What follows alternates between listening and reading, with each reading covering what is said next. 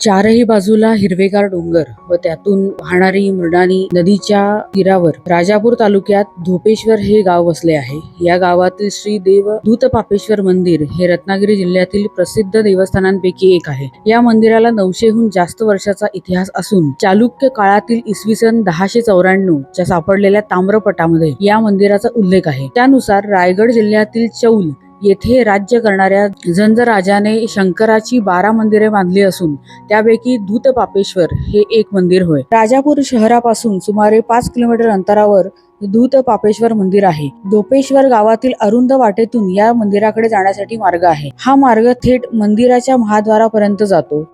प्रवेशद्वारातून आत गेल्यावर डाव्या बाजूला वीरभद्र तर उजव्या बाजूला काळभैरव यांची मंदिरे आहेत। त्यासमोर दीपमाळा असून मुख्य मंदिराचा मोठा सभामंडप आहे। सभामंडपाच्या डाव्या बाजूला नैवेद्यासाठीची खोली आणि धर्मशाळा आहे। सभामंडपामध्ये नंदी स्थानापन्न आहेत। नवग्रह, मारुती, गणपती व विष्णू यांच्या मूर्ती आहेत। येथील गर्भगृहात काळ्या पाषाणातील स्वयंभू शिवलिंग असून आजही ते तुटलेले दिसते।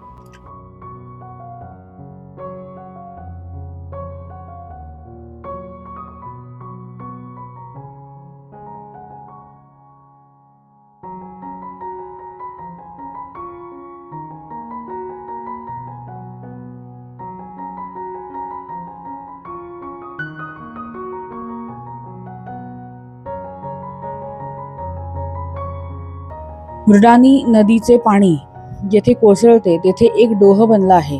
तो कोटीतीर्थ म्हणून प्रसिद्ध आहे।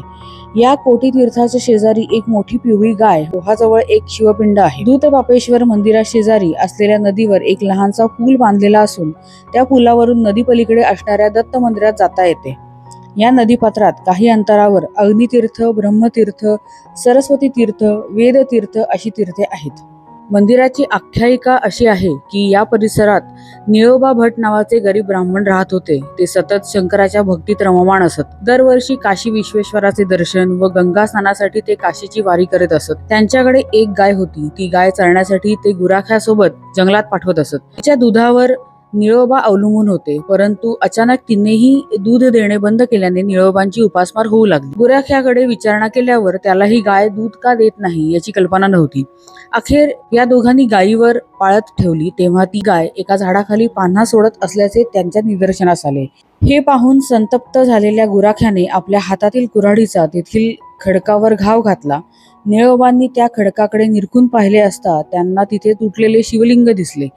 खडक तुटल्याच्या आवाजाने ती गाय घाबरून तेथून पळू लागली व जवळ असलेल्या डोहात पडून तिचा मृत्यू झाला। शिवलिंगाचा भंग व गायीच्या मृत्यूस आपणच जबाबदार आहोत याचे प्रायश्चित्त म्हणून निळोबांनी गायीच्या पाठोपाठ त्याच कुंडात देह विसर्जन करून पापक्षालन केले। तेव्हापासून हे क्षेत्र धूतपापेश्वर मंदिर तर येथील कुंड हे कोटीतीर्थ म्हणून प्रसिद्ध झाले। जर तुम्ही या बाजूला कधीही कोकणामध्ये येणार असाल तर या प्राचीन मंदिराला नक्की भेट द्या।